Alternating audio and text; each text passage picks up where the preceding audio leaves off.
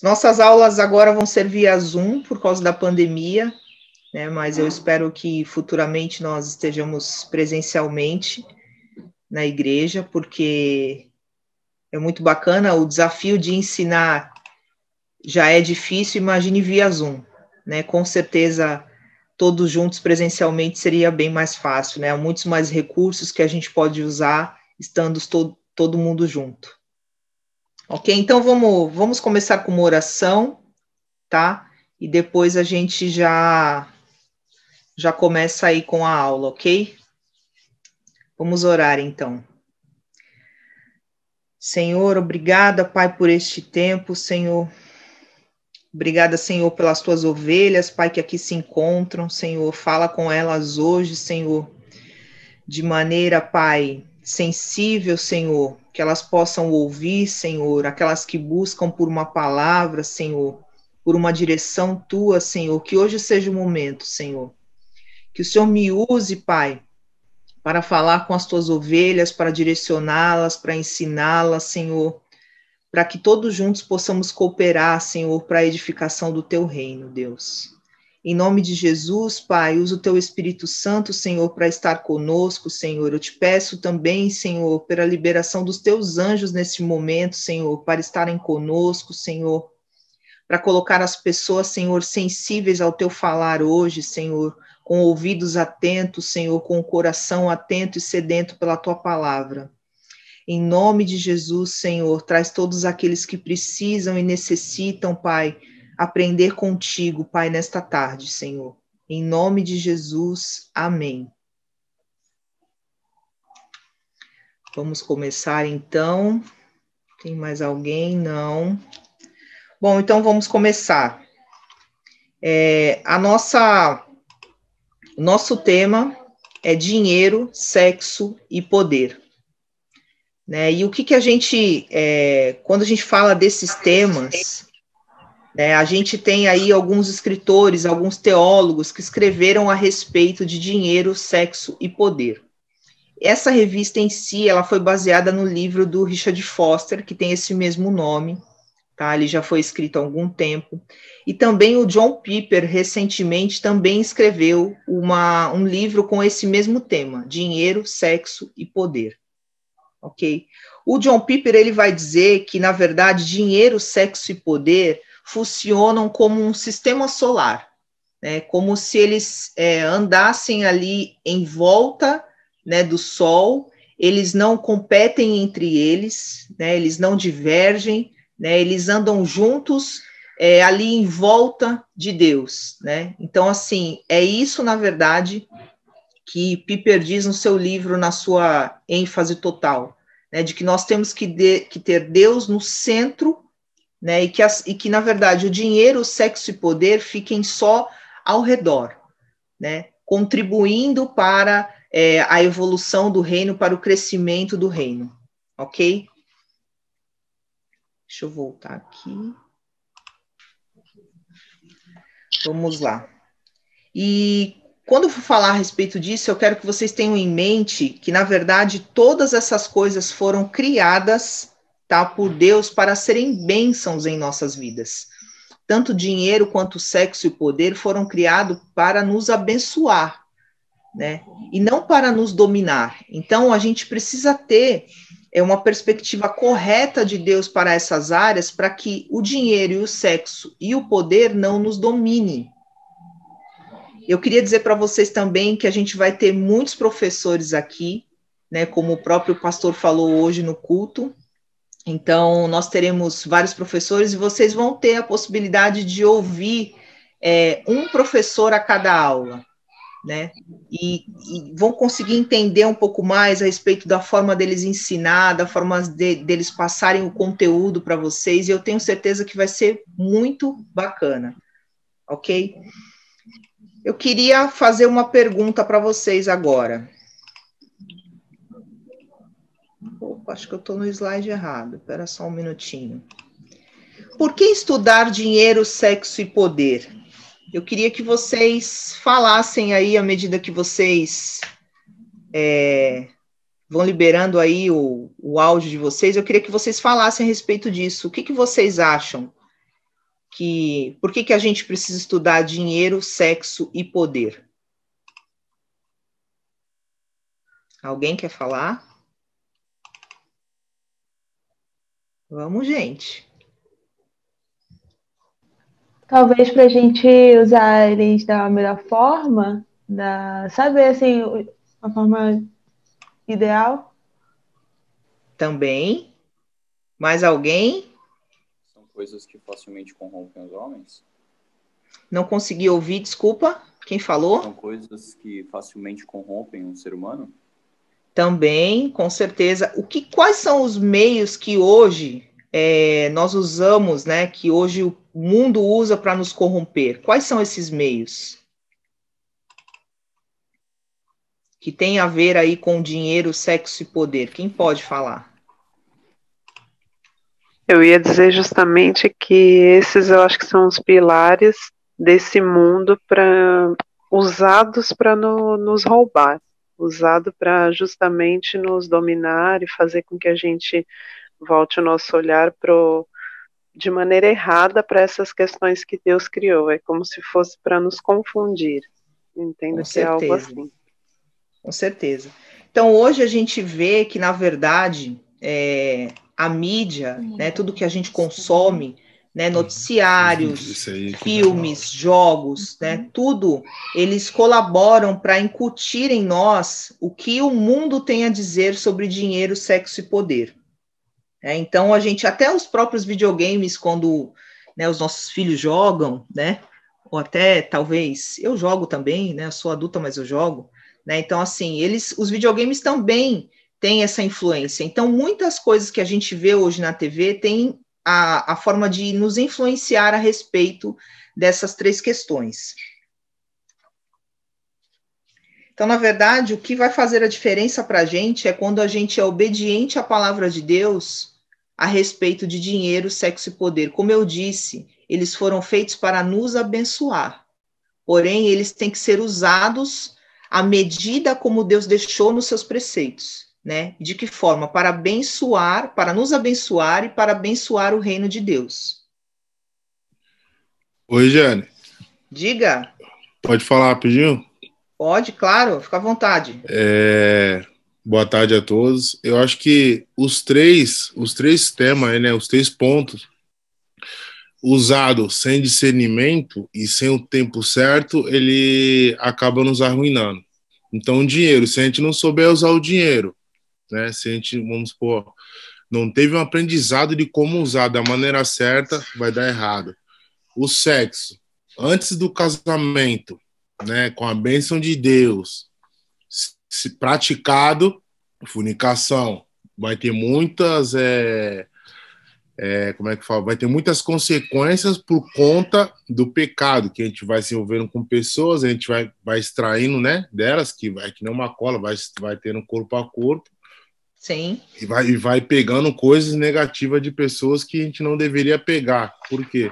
Feito sexo com as pessoas erradas, no tempo errado, né? Desobediente a Deus. E o poder, da mesma maneira, se a gente não souber conduzir, né, através do poder, seja ele em ministração, seja ele no trabalho, seja ele na vida, se a gente não souber mandar, no caso, né, usar o poder a favor, a gente acaba o quê? Machucando pessoas, sendo mal influente, a gente acaba aprendendo, sendo soberbo, né? Então, Sim. O poder em si também, sem nenhuma base, imaturo, a gente acaba se perdendo. Né? Sim, com certeza. É importante a gente entender o que Deus deixou na sua palavra como orientação para que a gente use o dinheiro, o sexo e o poder. E a gente vai ver aqui numa pequena introdução o que o autor quer dizer. E ele vai falar assim: não existem outros aspectos da vida humana que tenham tanto poder para abençoar ou amaldiçoar. Não há outras 3 coisas que tenham sido tão buscadas ou que precisem tanto de uma resposta cristã. E ele vai dizer também, Foster vai dizer que essas 3 questões elas estão interligadas. De que forma? Vamos ver aí no próximo slide.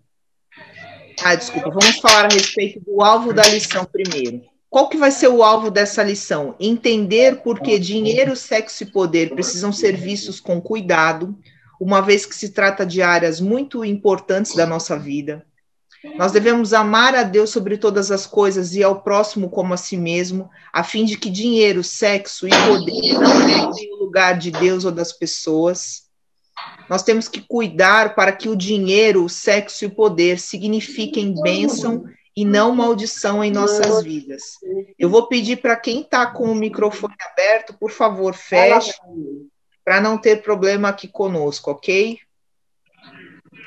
E aí, o que na verdade Foster vai dizer? Foster vai dizer que eles se entrelaçam de alguma maneira. Então, ele vai falar que o dinheiro manifesta-se como poder, o sexo é usado para adquirir tanto dinheiro quanto poder, e o poder é geralmente chamado de o melhor afrodisíaco. Então, na verdade, você vê que essas áreas, elas se entrelaçam de alguma maneira, né? De alguma maneira, elas estão meio que juntas, entrelaçadas. E aí, para ter uma melhor compreensão desse entrelaçamento, né, nós vamos estudar a vida de quem? De Salomão.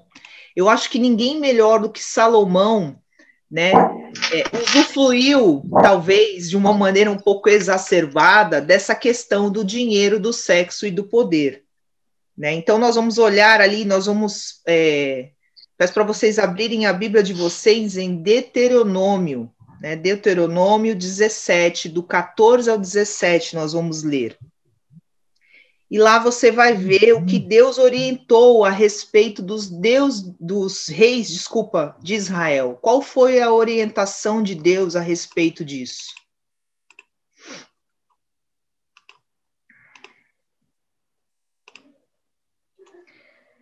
Então, Deuteronômio 17, do 14 ao 17. A base bíblica, então, para o nosso estudo. Se quando entrarem, lembrando que eu estou usando a versão NVI aqui, ok? Se quando entrarem na terra que o Senhor, o seu Deus, lhes dá, tiverem tomado posse dela, nela tiverem se estabelecido, vocês disserem, queremos um rei que nos governe, como tem todas as nações vizinhas, tenham um cuidado de nomear o rei que o Senhor, o seu Deus, escolher. Ele deve vir dentre os seus próprios irmãos israelitas.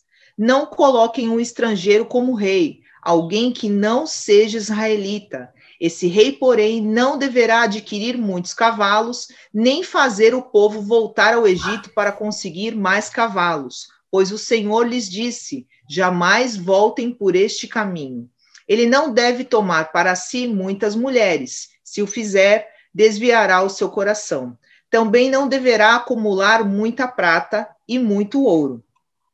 Ok? Então, vamos compreender um pouco melhor qual é o contexto dessa palavra. Né? A gente vai lembrar que, na verdade, quem escreveu o Deuteronômio foi Moisés. Moisés viveu muito antes de Salomão, né? Muito antes até do que Samuel, porque, na verdade, é ali em 1 Samuel que o povo vai pedir um rei.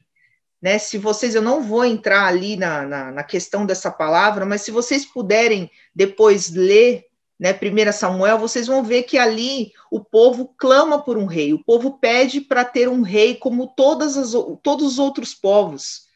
Né? Então, assim, naquele momento Samuel se sente rejeitado, ele acredita que o povo tem rejeitado Samuel como profeta, né, como aquele que domina sobre eles, né, como aquele que é a palavra de Deus ali para todos. Mas, na verdade, Deus vai falar para Samuel que eles estão rejeitando a ele como rei, né, a ele como rei sobre a nação de Israel.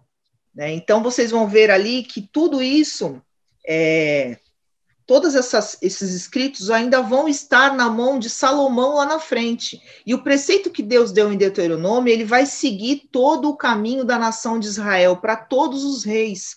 Né? Quando ali ele passa, toda a nação de Israel passa a ser uma monarquia, passa a ter um rei para dominar. Todos esses preceitos, eles seguem tanto Saul, quanto Davi, quanto todos os outros reis.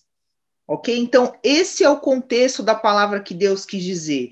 Lá em Deuteronômio, ele já disse que lá na frente ele já tinha onisciência de que o povo pediria por um rei. Então, Deus já deixou determinado em sua palavra quais seriam os preceitos para que uma pessoa fosse rei sobre os demais. Então, a gente viu ali qual foi a orientação de Deus a respeito disso e qual o contexto dessa palavra. Então, qual foi a orientação de Deus sobre poder? Lembrando, gente, que Salomão, ele atingiu as duas primeiras questões ali de Deuteronômio. Por quê? Porque, primeiro, ele tinha que ser um rei que, na verdade, fosse escolhido por Deus, e nós vamos ver lá na história, logo no finalzinho da história do rei Davi, né, quando ele está morrendo, que o povo faz ele lembrar, né, os amigos dele fazem ele lembrar a respeito da promessa de que Salomão deveria ser rei. Então, assim, vocês conseguem ver que realmente foi Deus quem escolheu Salomão, né? E outra coisa, Salomão fazia parte do povo, era do povo israelita. Então, assim, ele não era estrangeiro e ele não tinha sido escolhido por outra pessoa, ele foi escolhido por Deus. Então, assim, ele atendia os dois primeiros preceitos ali que Deus fala em Deuteronômio a respeito de quem era rei, ok? Então, vamos lá para ver o que Deus deixou na sua palavra a respeito de poder. Qual foi a orientação de Deus sobre poder? Esse rei, porém, não deverá adquirir muitos cavalos, nem fazer o povo voltar ao Egito para conseguir mais cavalos, pois o Senhor lhes disse: jamais voltem por este caminho. E se você for pensar, será que Salomão seguiu essas orientações? Será que se a gente abrir lá em 1 Reis, eu vou pedir para vocês já abrirem o livro,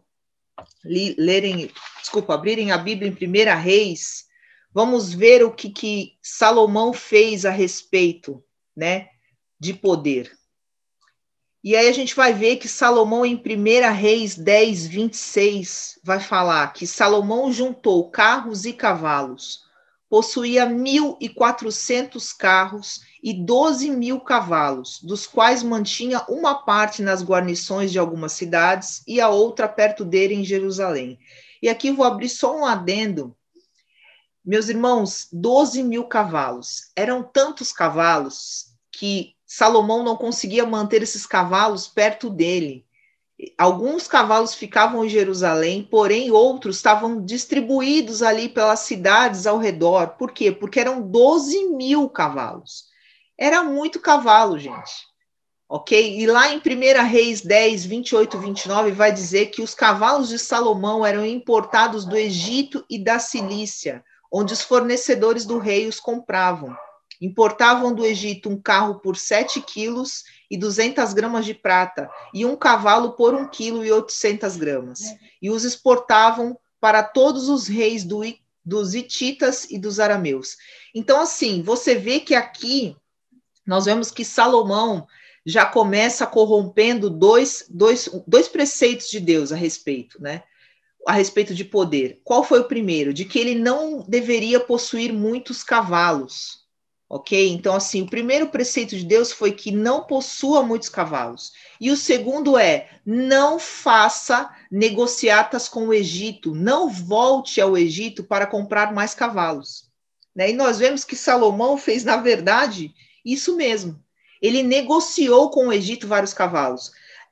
Tem uma versão da Bíblia chamada Ara, que é Almeida Revista Atualizada, vai dizer que, no estudo, que Salomão comprava esses cavalos no Egito por um preço e o revendia por outro preço para os povoados dali, para os outros reis dali. Né? Então, assim, na verdade, Salomão, ele comprava, vamos supor, por R$1.000 um cavalo e vendia um cavalo por R$2.000. Então, assim, ele ganhava dinheiro em cima dessa negociata. Lembrando que Deus diz lá na sua palavra, não voltem ao Egito, não façam negociações com o Egito, ok? E quando Deus está falando a respeito de poder, né, Deus não está dizendo que o rei não teria poder. Não, o rei teria poder, com certeza, né? Até porque pensa em todo o esplendor de Salomão, né? Do seu reino. Então, assim, na verdade, o que a orientação de Deus sobre isso era o quê? Era fazer com que o povo não fosse dependente do próprio poder, com que Salomão não dependesse do seu próprio poder, não colocasse a sua confiança no seu próprio poder, mas que dependesse exclusivamente do poder de Deus.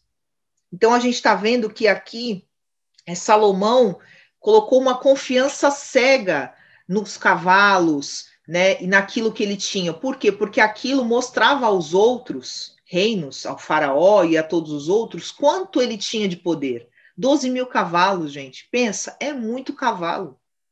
Não é verdade? É muito cavalo. Alguém quer fazer alguma pergunta? Alguém quer falar alguma coisa? Pode levantar a mãozinha aí, falar alguma coisa se vocês quiserem. Ok? Então, na verdade, o que acontece é que Salomão deixou de confiar em Deus, né? Deixou de confiar no poder de Deus e passou a confiar no poder dele mesmo. Vamos ver qual foi a outra orientação de Deus. Agora, vamos por uma aplicação. A sedução pelo poder causa cegueira espiritual e nos leva a ignorar o que Deus disse em sua palavra. Então, na verdade, muitas vezes é isso que acontece quando a gente olha, né, quando a gente não olha a palavra de Deus, ao que Deus disse sobre poder, a gente quer se tornar sábio aos nossos próprios olhos. Na verdade, a gente compreende que aquilo que eu entendo por poder, né, é melhor do que aquilo que Deus deixou na sua palavra, a orientação que Deus nos deixou na sua palavra a respeito de poder. Então, isso é muito perigoso. Quando a gente, na verdade, quer ser sábio aos nossos próprios olhos, né? E a gente não usa a Bíblia, que é a palavra de Deus, para a gente compreender o que Deus quer falar a respeito de poder. Lembrando que todas essas áreas foram feitas para nos abençoar, né? Todas, o dinheiro, o sexo e o poder foram criados por Deus para nos abençoar, ok? Então, vamos lá para a próxima orientação de Deus. Orientação de Deus sobre sexo. Deuteronômio 17:17a vai dizer: ele não deverá tomar para si muitas mulheres, se o fizer, desviará o seu coração. Meus irmãos, diga a verdade. Quantas mulheres teve Salomão? Não é mesmo? Não foram poucas, não foram muitas mulheres. Muitas mulheres. Foi mulher a valer, meu irmão. Era muita mulher, né? Então, na verdade, assim, Deus, ele nunca condenou o sexo. Como eu falei anteriormente, o sexo foi feito para nos abençoar, ok? Mas o sexo foi feito para ser consumado dentro da aliança do casamento, né? E Deus sempre disse que nós deveríamos ter um só marido, uma só esposa, né? A mesma coisa vai estar lá na palavra, 1 Coríntios 7:2, eu não vou abrir para vocês, mas vai dizer, cada um tem a sua própria esposa e cada uma o seu próprio marido. Então, assim, Deus já tinha dado a orientação, né? E nós vamos ver que, na verdade, Salomão não seguiu essa orientação. Salomão usou o sexo também para poder. Por quê? Porque ele tinha a mulher do faraó, tinha outras mulheres. Eu vou abrir aqui o texto e vocês vão ver o que eu estou querendo dizer para vocês. 1 Reis, deixa eu abrir aqui. 1 Reis 11, do 1 ao 3. O rei Salomão amou muitas mulheres estrangeiras. Além da filha do faraó, eram mulheres moabitas, amonitas, edomitas, sidônias e hititas. Elas eram das nações sobre as quais o Senhor tinha dito aos israelitas, vocês não poderão tomar mulheres dentre essas nações, porque elas os farão desviar-se para seguir os seus deuses. No entanto, Salomão apegou-se amorosamente a elas. Casou-se com 700 princesas e 300 concubinas, e as suas mulheres o levaram a desviar-se. Então, você vai ver, meu irmão, que, na verdade, Salomão fez tudo errado, né? Ele usou o sexo realmente, como o Foster disse lá num dos primeiros slides, ele usou o sexo também para ter poder. Porque quando ele tinham essas mulheres princesas, né, filha do faraó, de outros povos, na verdade era para quê? Era para aumentar o poder dele. Então isso envolvia muito dinheiro, né? Quando ele se casava com essas mulheres, envolvia que, de certa forma, teriam ali dotes, muito dinheiro que vai rolar de gente para cá, e ele vai conseguir dominar mais ainda sobre esses povos. Então ali ele está relacionando o sexo também com o poder. E também com o dinheiro. Ele está fazendo esse entrelaçamento que Foster vai dizer lá no começo. E qual é a aplicação que fica nos dias de hoje? Quando o sexo é desfrutado fora dos padrões de Deus, ele se torna um vício escravizante. Isso é muito sério. Quando a gente desfruta do sexo fora dos padrões de Deus, até o Emerson comentou aqui com a gente recentemente, você vai ver que a gente usa o sexo como algo viciante. E aí eu vou falar para vocês, eu não vou entrar muito nessa questão do sexo, tá? Mas hoje a gente fala muito a respeito de sensualidade, né? O mundo é muito sensual, né?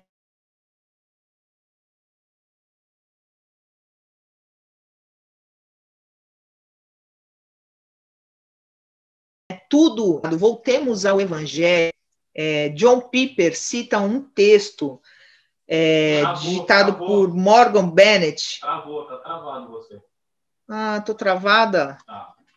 Tem que fazer de novo. Gente, vocês não estão me ouvindo? Voltou agora. Agora voltou. sim? Voltou. Onde parou, gente? Alguém sabe onde parou? Quando começou a falar da sensualidade.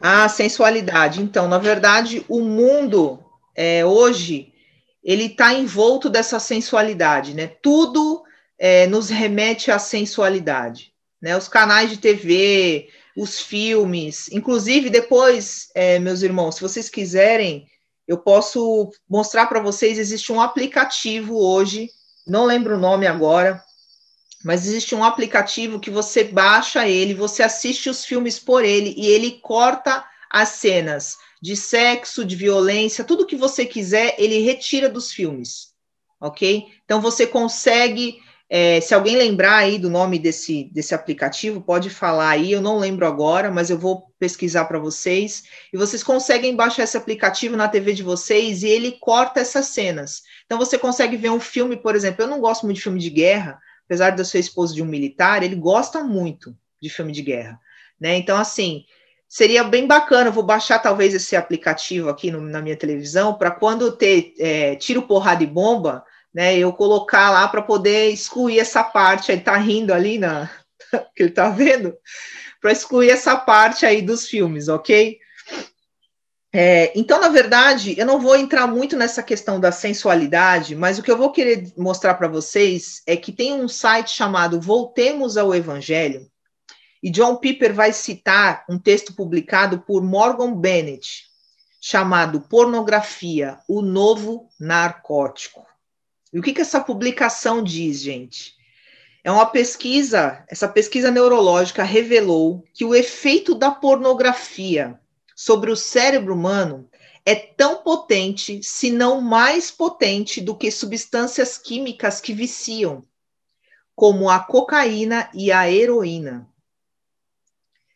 Então, na verdade, e lá nesse site Voltemos ao Evangelho, tá? Busca lá sobre pornografia, o novo narcótico, ele vai explicar, né, sobre esse contexto, essa pesquisa neurológica que apontou que, na verdade, o sexo é muito mais viciante, ou tão mais viciante, como drogas como a heroína e a cocaína.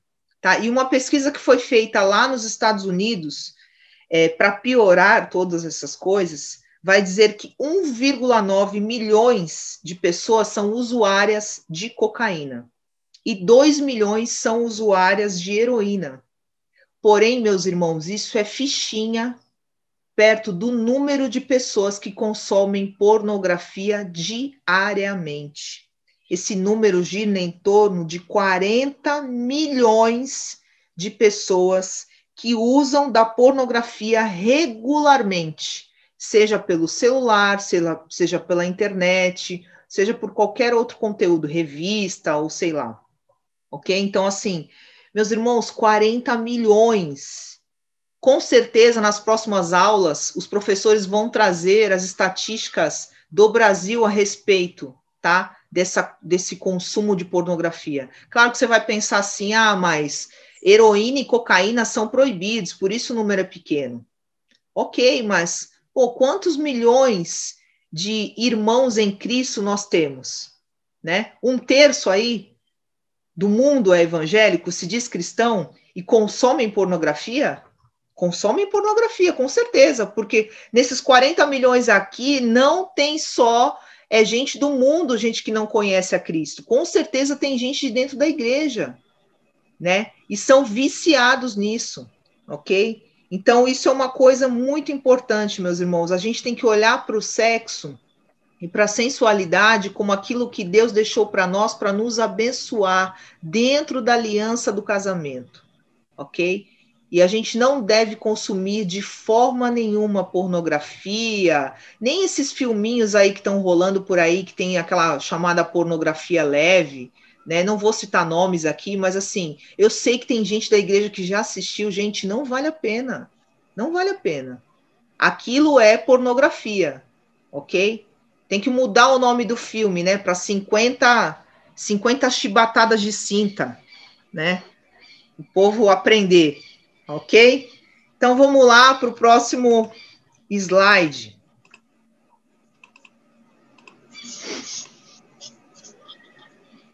Orientações de Deus sobre o dinheiro. O que Deus vai falar a respeito do dinheiro? Deuteronômio 17:17b. Também não deverá acumular muita prata e muito ouro. Eu já mostrei aqui para vocês que, na verdade, Salomão já entrelaçou essas áreas, né? Ele já usou o sexo para obter dinheiro, para obter poder, né? Já usou os cavalos para ter mais poder. Então, assim, ele já colocou tudo ali, né? Ele tirou o sol, como o John Piper, como eu disse lá no começo, ele tirou o sol do sistema solar e colocou ali o dinheiro, o sexo e o poder. E agora eles estão brigando entre eles para saber quem consegue dominar mais. Então, vamos ver ali o que Salomão fez a respeito dessa orientação. 1 Reis 10, 14 ao 15 vai dizer que o peso do ouro que Salomão recebia anualmente era de 23 toneladas. Meus irmãos, presta atenção, 23 toneladas e 300 quilos, fora os impostos pagos por mercadorias e comerciantes e por todos os reis da Arábia e pelos governadores do país. Meus irmãos, 3 toneladas. É muito ouro, gente. Inxalá, né? É muito ouro. 1 Reis 10, 14. Então, você vai ver que Salomão, ele tinha muito ouro, né? E o que Deus vai falar? Será que Deus ia proibir a multiplicação do dinheiro? Né? Deus proibiu a multiplicação do dinheiro? Não, Deus não proibiu, né? De jeito nenhum, Deus não proibiu. Deus queria, sim, que Salomão multiplicasse o dinheiro, porém não como um fim no dinheiro mesmo, porque ali a gente vê que Salomão, ele só estava usando o dinheiro para ter mais dinheiro, ok? Mas não para usar o dinheiro da forma como Deus instituiu. O dinheiro é usado, claro, para nos abençoar, mas para abençoar as pessoas. O dinheiro deve ser usado para o reino de Deus, né? E, na verdade, ali Salomão só estava usando o dinheiro por um fim nele mesmo. Eu preciso de mais dinheiro, eu quero mais poder, então eu vou fazer mais dinheiro, ok? E uma pessoa, e claro que Deus não proibiu essa multiplicação do dinheiro, porque a gente vai ver lá em Mateus 25, do 14 ao 30, a parábola dos talentos. Muita gente ali fala a respeito de talentos como um dom que Deus nos deu. Claro que pode sim fazer essa questão, mas Deus está falando ali de talentos como unidade monetária. Então Deus, claro que ficou feliz com aquele que multiplicou o talento, não aquele que guardou o talento, ok? Então, assim, Deus deixou a orientação de que nós devemos sim multiplicar o dinheiro. Mas para quê? Para que ele seja uma bênção para nós e para os outros, e não para um fim em si mesmo. Um outro texto também que vai dizer a respeito de alguém que olhou para o dinheiro para um fim em si mesmo é o jovem rico. O jovem rico lá de Mateus 19, do 16 ao 25. Quem se lembra que ele vai conversar com Jesus, né? E ele diz que ele obedece os pais, que ele segue os preceitos de Deus, ele faz tudo. E quando Jesus olha para ele e diz, vende tudo que tens e me segue, ele fica triste e vai embora. Por quê? Porque para ele era um homem de muitas posses e ele não conseguia se ver livre do dinheiro. Então, Deus, ele não disse que multiplicar o dinheiro é ruim. Deus disse que fazer do dinheiro a multiplicação por ele, por um fim só para ter mais dinheiro e não para abençoar o reino de Deus e outras pessoas, isso não serve, ok? Muitas vezes a gente tem dinheiro e algumas pessoas chegam para a gente, fala de uma situação, de um problema, né? E a gente não se move em ajudá-lo, né? A gente tem o dinheiro, mas a gente não se move em cooperar para ajudar. Por quê? Porque muitas vezes, meus irmãos, a gente vai pensar assim, é muito fácil a gente olha para a vida das pessoas e fala assim, mas aquela pessoa ali tem uma vida desregrada, né? Não trabalha direito com as finanças, sei lá, alguma coisa do tipo. A Bíblia vai dizer, meus irmãos, que pagar o bem com o bem é muito fácil.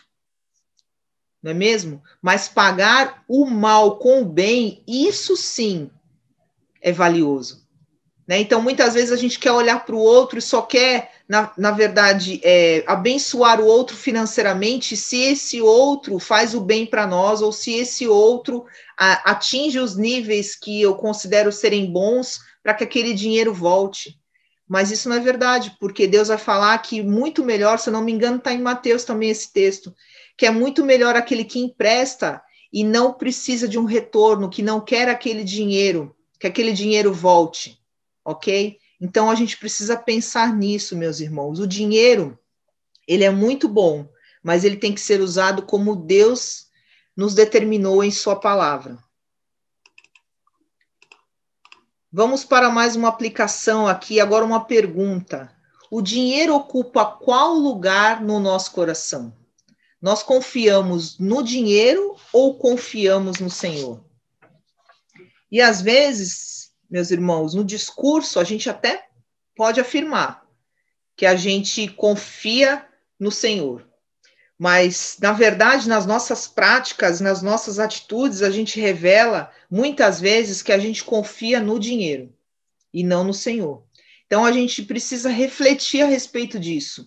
O dinheiro realmente ocupa o lugar de Deus no meu coração? O dinheiro tem ocupado o lugar do Senhor no meu coração? Fica aí uma reflexão, ok? E agora a gente vai ver que Salomão também fracassou, né, na orientação de Deus para a obediência. E qual foi a orientação de Deus para a obediência? Vou abrir aqui para vocês. A orientação de Deus para a obediência. Deuteronômio 17, do 18 ao 20, vai dizer: quando subir ao trono do seu reino, mandará fazer um rolo, uma cópia da lei, que está aos cuidados dos sacerdotes levitas, para o seu próprio uso. Trará sempre essa cópia consigo e terá que lê-la todos os dias da sua vida, para que aprenda a temer o Senhor, o seu Deus, e a cumprir fielmente todas as palavras desta lei e todos estes decretos. Isso fará que ele não se considere superior aos seus irmãos israelitas e não se desvie da lei, nem para a direita, nem para a esquerda. Assim prolongará o seu reinado sobre Israel, bem como o de seus descendentes.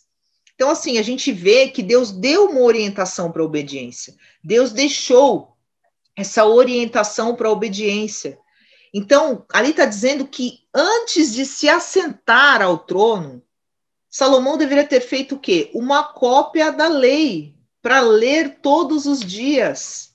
Todos os dias Salomão deveria ler aquilo para quê? Para que essas questões não dominassem o seu coração, para que ele não se tornasse sábio aos seus próprios olhos. Então Deus estava orientando ali os reis para que eles tivessem uma cópia dessa lei, para que seguissem os seus preceitos, para que fossem obedientes. E, na verdade, Salomão não fez isso. Pelo menos, em sua palavra, não está dito que ele fez, né? Claro que Salomão foi alguém muito amado por Deus. O nome dele, inclusive, vai dizer que ele é o amado do Senhor. Quando a gente fez ali os estudos no Connect a respeito de Salomão, o resultado do nome dele é esse, amado do Senhor. Foi ele também que construiu o primeiro templo. Então, assim, ele confiava em Deus, concorda? Antes dele se tornar rei, ele confiava em Deus. Ele foi instituído por Deus como rei, né? Ele foi escolhido por Deus como rei. Ele era do povo israelita, então, assim, ele seguiu os 2 preceitos. Porém, o primeiro preceito que Deus deu é que antes de se assentar como rei, ele deveria ter uma cópia da lei para que ele lesse, para que ele meditasse. Meus irmãos, será que a gente tem meditado na palavra do Senhor, para que nós sejamos obedientes, não só a respeito de dinheiro, sexo e poder, mas a respeito de todas as outras coisas, né? Deus está nos dando uma orientação. Leia a minha palavra, medite na minha palavra, para que você não seja sábio aos seus próprios olhos, para que você não considere aquilo que o mundo ensina como superior àquilo que eu ensino na minha palavra. Isso é muito importante. Ok? Então, vamos lá para o próximo slide. Quando o dinheiro, o sexo e o poder se tornam ruins, eu já falei a respeito de muitas coisas aqui, a respeito da vida de Salomão, mas quando essas coisas se tornam ruins, vocês são capazes de me dizer em que momento o dinheiro deixa de ser algo bom e passa a ser algo que vai controlar o meu coração, né? Que o meu coração ele é enganoso. Então, assim, se eu não ler a palavra de Deus, se eu não medito na palavra de Deus, eu vou seguir aquilo que o meu coração acha que é o correto. Então, em que momento vocês acham que essas 3 coisas se tornam ruins? Alguém quer falar alguma coisa? Alguém quer perguntar alguma coisa? Oi, Regiane, tudo bem? Boa tarde. Olá, tudo bem, Nivaldo? Boa tarde. Quando a gente deixa que essas 3 coisas tomem o lugar de Deus no nosso coração. Sim, com certeza, né? Eu acho assim, ó, desculpa. Pode falar, Moisés. Eu acho que a medida, né, a régua para a gente é o Espírito Santo, né? O Espírito Santo que vai constranger a gente. Uma pessoa sem o Espírito Santo, ela não consegue medir essas coisas, né? O excesso dessas coisas. Sim, com certeza. Então, quando o Espírito Santo, ele traz o quê? Ele traz paz para a gente, né? A Bíblia fala, seja a paz o vosso juiz. Então, quando a gente perde a paz pela falta do dinheiro ou por alguma outra questão, eu acho que é um problema, já é um sinal de problema, né? Que a gente já excedeu, que a gente já... O dinheiro, o sexo e o poder já tomou uma proporção maior na nossa vida. Com certeza. Com certeza. E a gente vai também ver... Que quando... Pode falar, Léo. Não, eu ia falar, acho que também quando a gente começa a substituir o padrão de Deus pelo padrão do mundo. Né? Sim, com certeza. E, na verdade, você vai ver que Salomão, na verdade, ele se deixou influenciar por essas coisas, né? E ele nem tinha o que nós temos hoje, hein? Salomão nem tinha a TV ligada, nem tinha o celular, né? Nem tinha essas coisas ao domínio ali da nossa mão, do nosso dedo, né? Então, assim, você vê que, na verdade, Salomão foi influenciado de uma outra maneira. Então, hoje, para nós, a régua está um pouco mais em cima, né? A gente precisa controlar muito mais, né, o dinheiro, o sexo e o poder, para que ele não domine o nosso coração. Então, vamos voltar lá para o slide. Quando que o dinheiro, o sexo e o poder se tornam ruins? O primeiro, né? Quando que o dinheiro...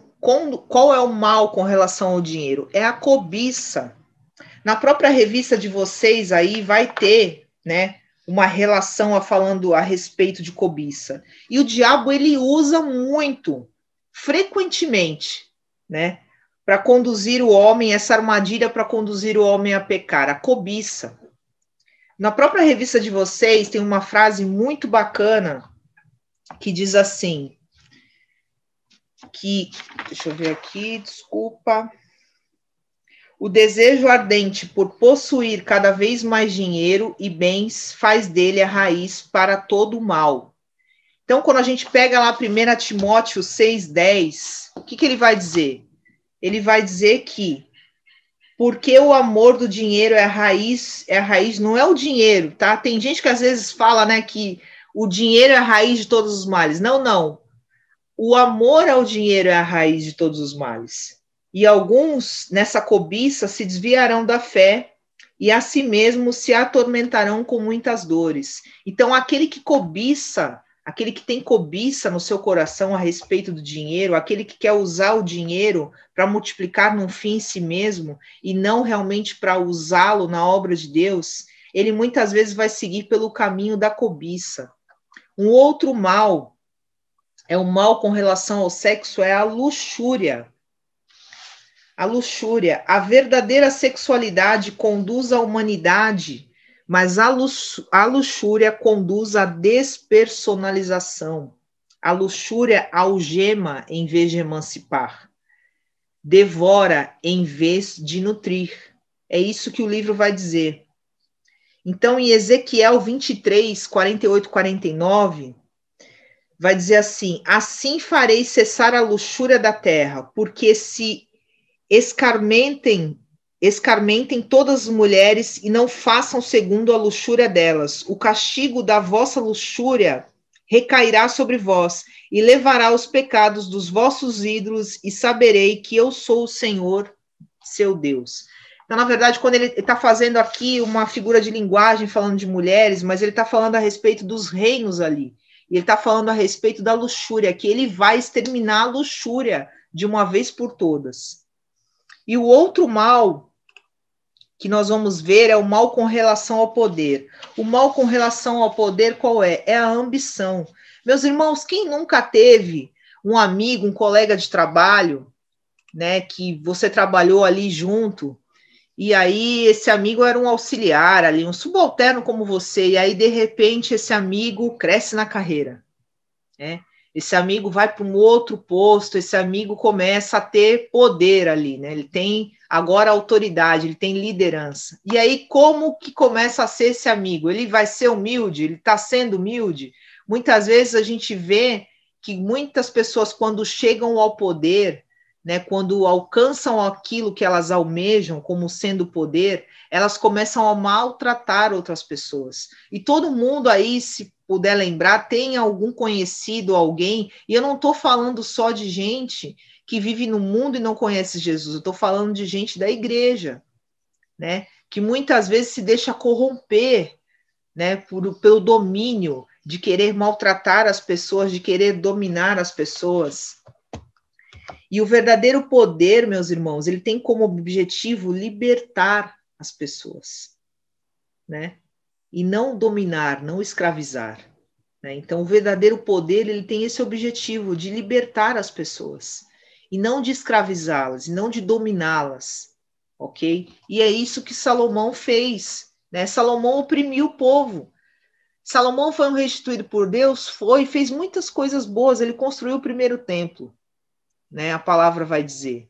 Né? A palavra vai dizer que ele foi um dos reis mais poderosos. Se hoje a gente tivesse, se nós tivéssemos naquela época uma revista Forbes, com certeza Salomão estaria lá, no primeiro lugar, ok? O cara mais influente do mundo, o cara mais poderoso do mundo seria Salomão. Ok? Então vamos lá para a nossa aplicação e a gente já está caminhando para o fim aqui.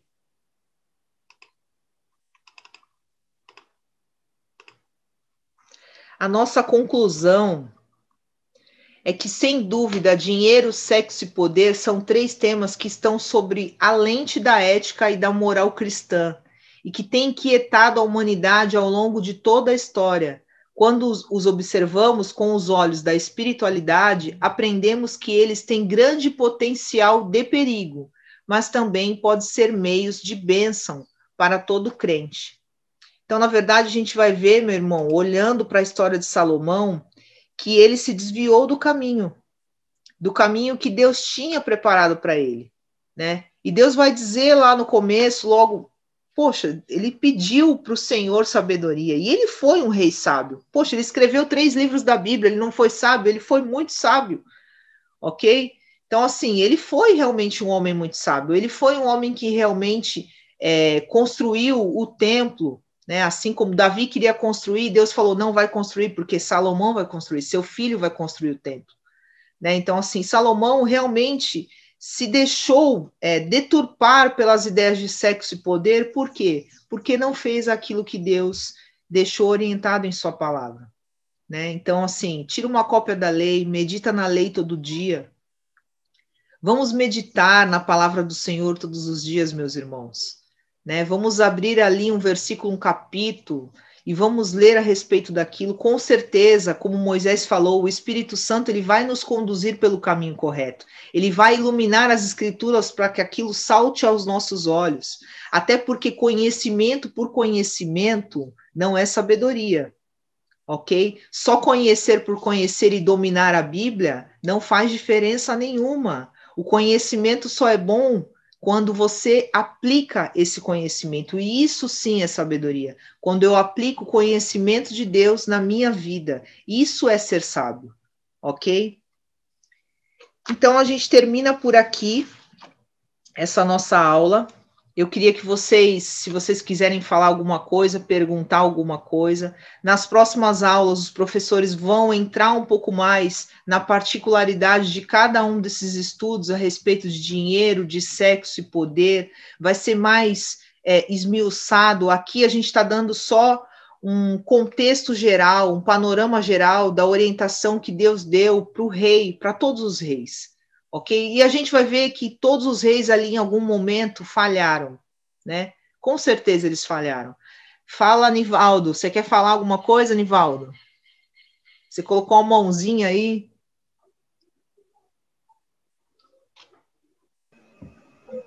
Quer falar, Nivaldo? Não? Eu quero. Pode falar. Tava batendo palma só. Ah, ok. Tá bom, fala, Léo. As palminhas para você. Não, eu estava ouvindo uma vez um podcast sobre Salomão, daí eles abordaram alguns desses assuntos, e uma coisa que eles falaram me deixou assim bastante impressionado, né? Que foi que a opressão de Salomão no povo de Israel, em algum grau, foi semelhante à opressão do faraó no povo de Israel antes deles irem para a Terra Prometida. Ou seja, mesmo na Terra Prometida, diante de um rei que foi influenciado por sexo, dinheiro e poder, eles acabaram sofrendo essa mesma opressão. O quanto que isso pode ser prejudicial, né? Se não bem trabalhado. Sim. E você vai ver que, na verdade, mais para frente, acontece de novo o domínio, né? Acontece de novo esse domínio, ele cai novamente, né? Quando Deus disse lá em Deuteronômio, não volte para o Egito, né? Não façam negociatas, né? Então você vai ver que mais para frente vai ver esse domínio novamente sobre eles, né? Por quê? Porque eles não seguiram os preceitos do Senhor. Quando ali está dizendo que Salomão deveria não só ler a lei para ele, eu acredito que ele deveria ler a lei também para o povo, né? Fazer com que o povo também, se ele pudesse em algum momento, como rei, instituir um momento para que as pessoas pudessem ler e meditar na palavra com ele, com certeza isso edificar não só ele, mas como também todo o povo, né? Então, assim, muitas pessoas iam, a própria rainha de Sabá, né, foi lá, né, para pegar sabedoria com ele, quantas coisas, quanto de dinheiro ela levou para ele, a palavra vai dizer, era muita grana, né? Então, assim, na verdade, a gente precisa sempre meditar na palavra de Deus, sempre ter a palavra de Deus como o nosso rumo, né? Ter o Espírito Santo para nos aconselhar, para que a gente possa realmente seguir em obediência àquilo que Deus deixou escrito em sua palavra, ok? Na próxima aula, meus irmãos, vocês vão ter uma aula com o professor Diogo, ok? Que é o marido da Karina, líder da intercessão da igreja, ok? Ele vai falar sobre a face sombria do dinheiro. Então, vocês vão ver que cada professor, em cada aula agora, ele vai entrar um pouco mais em cada tema, ele vai falar um pouco mais a respeito de cada tema. E eu tenho certeza que vocês vão ser muito abençoados, ok? Eu queria que alguém orasse para a gente finalizar essa aula. Quem pode orar? Se alguém tem alguma pergunta, quer fazer algum comentário, a hora é agora.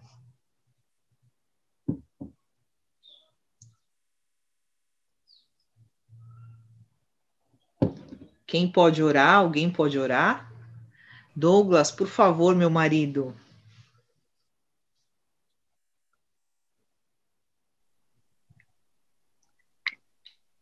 Obrigado, Senhor, pelo teu amor, carinho, pelo teu cuidado para com todos nós, Senhor.